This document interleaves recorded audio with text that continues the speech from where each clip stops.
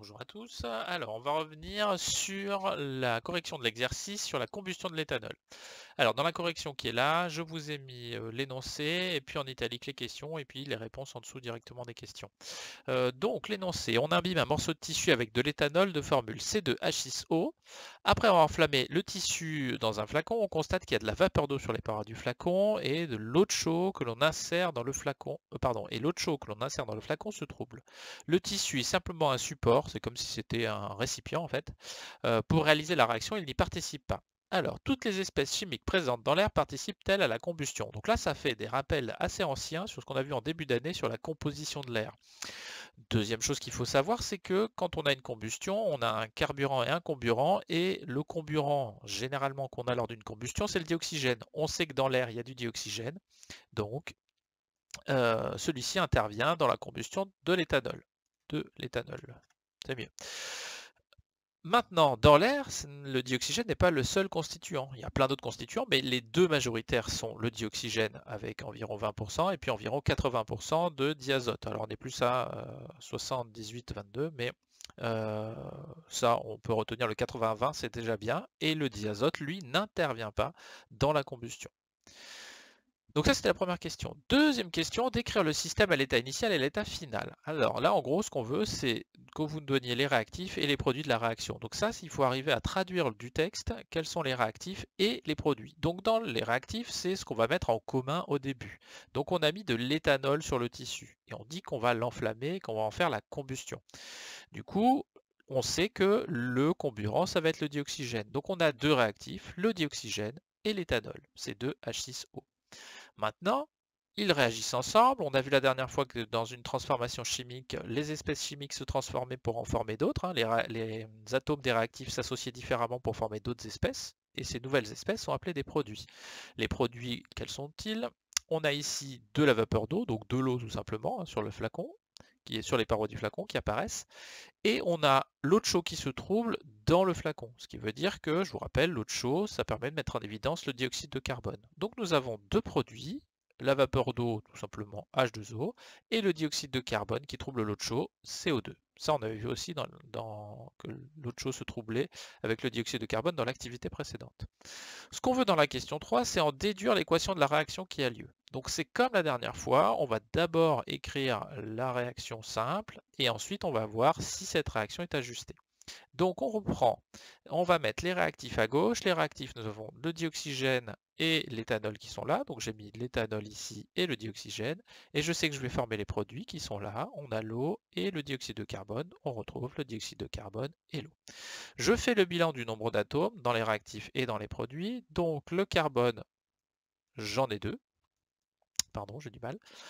L'hydrogène, j'en ai 6 ici, donc 6. Et puis l'oxygène, alors attention, il y en a 2 ici dans le dioxygène et il y en a un ici, donc on en a 3. Maintenant, je fais la même chose de l'autre côté. Le carbone C, j'en ai un seul ici. L'hydrogène, j'en ai 2 qui sont dans l'eau, et l'oxygène, pareil, j'en ai un ici dans la molécule d'eau, et j'en ai 2 dans la molécule de dioxyde de carbone, donc j'en ai 3. Si on compare les deux colonnes, on se rend bien compte qu'il n'y a pas le même nombre d'atomes d'un côté et de l'autre, donc il va falloir ajuster l'ensemble. Alors, c'est toujours un petit peu pareil, quand on va avoir des combustions, on va plutôt commencer par des choses qui sont autres que oxygène et hydrogène, on essaie de faire le reste avant. Donc ce que je vais faire, c'est que je vais prendre dans l'ordre, je vais regarder, ici le carbone, il m'en manque un. Je vous rappelle que lorsqu'on va ajuster une équation de réaction, il faut simplement rajouter des espèces chimiques qui sont déjà présentes. On n'a pas le droit de rajouter d'autres espèces chimiques. Donc il va falloir que je rajoute du carbone du côté des produits avec une espèce chimique déjà présente. Où est-ce que j'ai du carbone? J'en ai dans le dioxyde de carbone. Donc il va falloir que je rajoute du dioxyde de carbone de manière à avoir deux carbones. J'en ai un, il m'en faut un deuxième. Donc je vais rajouter une molécule de CO2, ici, c'est ce que je mets, de manière à avoir deux carbones. Donc je le fais, je vais mettre donc un 2 devant le CO2, j'obtiens donc deux carbones, ce qui est bien parce qu'il m'en faut deux aussi dans les réactifs. Mais le problème, c'est que quand je mets du CO2, j'ajoute aussi de l'oxygène. J'ai ajouté deux nouveaux oxygènes, donc la quantité d'oxygène du côté des produits a changé. Bon, je continue. Je fais dans l'ordre toujours, je vais finir par le dioxygène parce que c'est le plus simple. Donc on nous reste l'hydrogène. L'hydrogène, j'en ai deux ici, 6 ici. Donc il faut que j'en rajoute 4 du côté des produits. Si je regarde où est présent l'hydrogène, il est présent dans les molécules d'eau.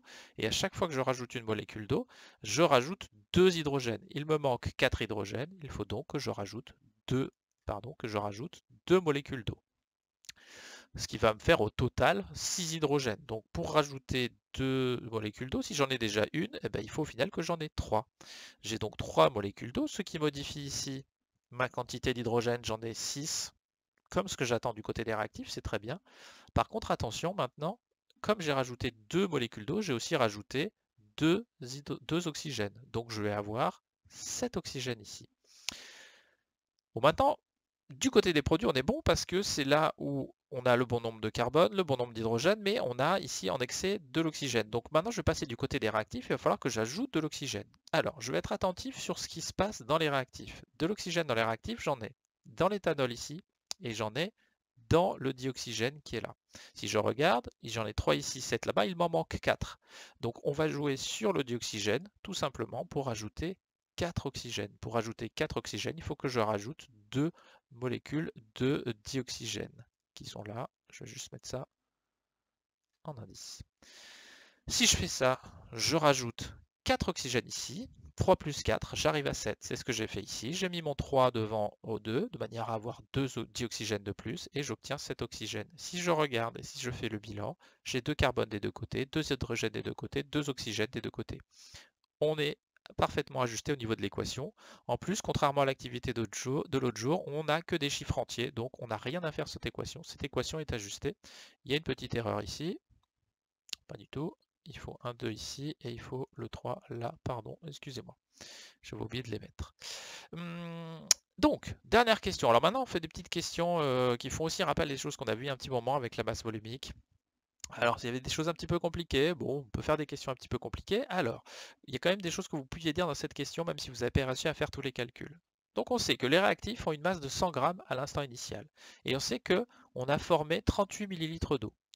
Quelle est la masse du deuxième produit? C'est ça qu'on demande. Quelle masse du deuxième produit a-t-on formé? Alors, qu'est-ce qu'on sait dans une équation de réaction? On sait qu'on a la masse des réactifs qui sera égale à la masse des produits. Donc, si j'ai 100 grammes de réactifs, j'aurai aussi 100 grammes de produits. On sait que les produits vont faire 100 grammes. Maintenant, pour trouver la masse du deuxième produit formé, il faudrait que je trouve la masse de 38 millilitres d'eau. C'est là où les données de l'exercice interviennent. On nous dit qu'on a une masse volumique de l'eau qui fait 1000 kg par mètre cube. Si je convertis tout ça, ça me donne 1 g par millilitre. 1 g par millilitre, ça veut dire que si je prends 1 millilitre d'eau, j'ai 1 gramme. Pour le coup, je n'ai pas 1 millilitre d'eau, mais j'en ai 38. Donc si j'ai 38 millilitres d'eau, j'ai 38 grammes d'eau. Sur les 100 grammes des produits, je sais que j'ai 38 grammes d'eau, ce qui veut dire que la masse de dioxyde de carbone, c'est la masse des produits total 100 moins la masse d'eau, 100 moins 38, ce qui fait 62 grammes. On a 62 grammes de dioxyde de carbone. Et voici pour la correction de l'exercice sur la combustion de l'éthanol. À bientôt.